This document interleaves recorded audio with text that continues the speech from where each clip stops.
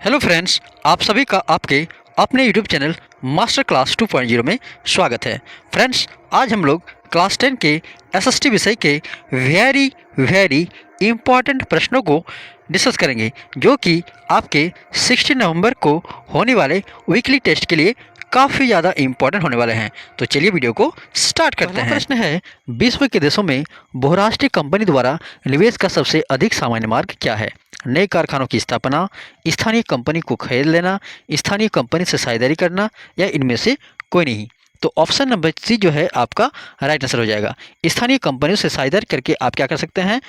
बहुराष्ट्रीय कंपनी द्वारा निवेश कर सकते हैं। यानी कि मान लीजिए आपको ब्रिटेन में कोई कंपनी खोलना है, तो आप जो है डायरेक्टली वहाँ पर कोई कंपनी नहीं खोल सकते हैं, क्योंकि आपको वहाँ पर कंपनी खोलने के लिए सबसे पहले ज़मीन तैयार करना पड़ेगा, फिर वहाँ पर श्रमिकों को लगाना पड़ेगा, फिर कच्चे माल की आपूर्ति करना पड़ेगा, और आप ऐसा करने से ज़्यादा खर्च हो जाएगा। इसीलिए आपको क्या करना पड़ेगा?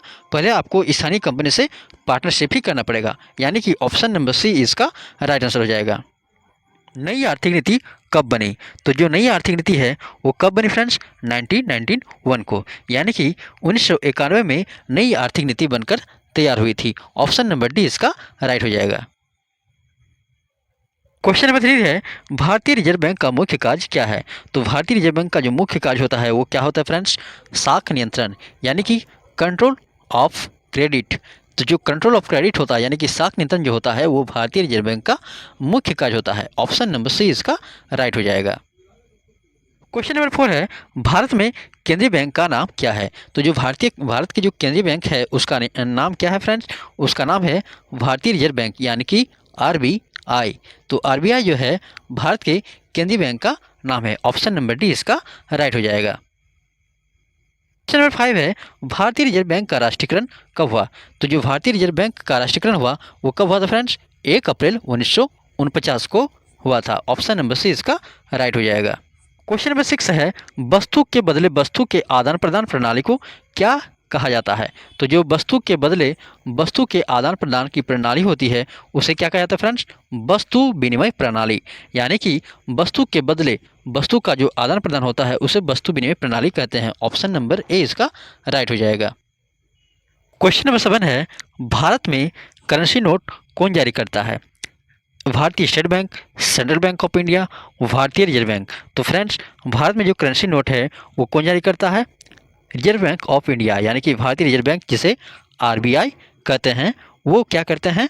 भारत में करेंसी नोट को जारी करता है। ऑप्शन नंबर सी इसका राइट हो जाएगा। ऋण का औपचारिक स्रोत नहीं है। क्वेश्चन नंबर 8 क्या है फ्रेंड्स? ऋण का औपचारिक स्रोत नहीं है। तो जो नियोक्ता होते हैं वो ऋण का औपचारिक स्रोत नहीं होते हैं। ऑप्शन नंबर बी इसका राइट हो जाएगा। क्वेश्चन नंबर 9 है, कौन गरीब ग्रामीण परिवारों के लिए ऋण का औपचारिक स्रोत है?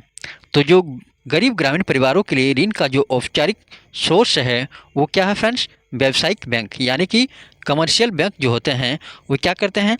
छोटे मोटे ऋण देकर गरीबों की आपूर्ति को पूरा करने की कोशिश करते हैं। यानी कि ऑप्शन नंबर सी इसका राइट हो जाएगा। क्वेश्चन नंबर 10 है, प्लास्टिक मुद्रा किसे कहते हैं? तो जो प्लास्टिक मुद्रा यानी कि जो प्लास्टिक मनी है उसे किसे कहा जाता है फ्रेंड्स? क्रेडिट कार्ड को।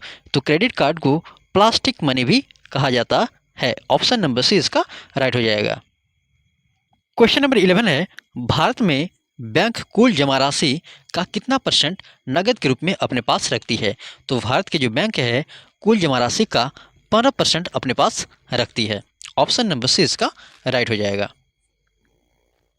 क्वेश्चन नंबर 12 है, एक देश में कितने केंद्रीय बैंक होते हैं? तो एक देश में केवल एक ही केंद्रीय बैंक होते हैं। ऑप्शन नंबर ए इसका राइट हो जाएगा। क्वेश्चन नंबर 13 है, मुद्रा का प्राथमिक कार्य क्या है? तो जो मुद्रा का प्राथमिक कार्य है वो क्या है? विनिमय का माध्यम, यानी कि मुद्रा के माध्यम से क्या करते हैं हम लोग? विनिमय करते हैं, लेन देन का कार्य करते हैं। ऑप्शन नंबर ए इसका राइट हो जाएगा। क्वेश्चन नंबर 14 है, व्यापारिक बैंक के कार्य है। तो व्यापारिक बैंक के क्या कार्य है फ्रेंड्स? साख निर्माण, ऋण देना, जमा स्वीकार करना, सभी। यानी कि ऑप्शन नंबर डी जो है आपका राइट है। तो जो एक व्यापारिक बैंक होते हैं ये सभी कार्य करते हैं। क्वेश्चन नंबर 15 है, बैंकों के लिए आज का प्रमुख स्रोत क्या है? तो बैंकों के लिए जो आय का जो प्रमुख स्रोत है वो क्या है फ्रेंड्स? कर्जदारों और जमाकर्ताओं पर लगाए गए ब्याज का अंतर, यानी कि कर्जदार और जमाकर्ताओं पर जो ब्याज का अंतर होता है उसी के माध्यम से बैंक का आय होता है, यानी कि ऑप्शन नंबर सी इसका राइट हो जाएगा। क्वेश्चन नंबर 16 है, भारत में कौन सी मुद्रा अपनाई जाती है? तो भारत में रुपए को अपनाया जाता है। रुपए का जो सिंबल होता है इसे आईआईटीएन उदय कुमार ने दिया था। आईआईटीएन उदय कुमार ने दिया था। आप लोग कमेंट सेक्शन में बताइएगा कि विश्व व्यापार संगठन यानी कि WTO का स्थापना कब हुआ था? इसे आप लोग कमेंट सेक्शन में ज़रूर बताइएगा। यदि आपको वीडियो अच्छा लगा तो इसे लाइक, शेयर और सब्सक्राइब जरूर कीजिएगा। धन्यवाद।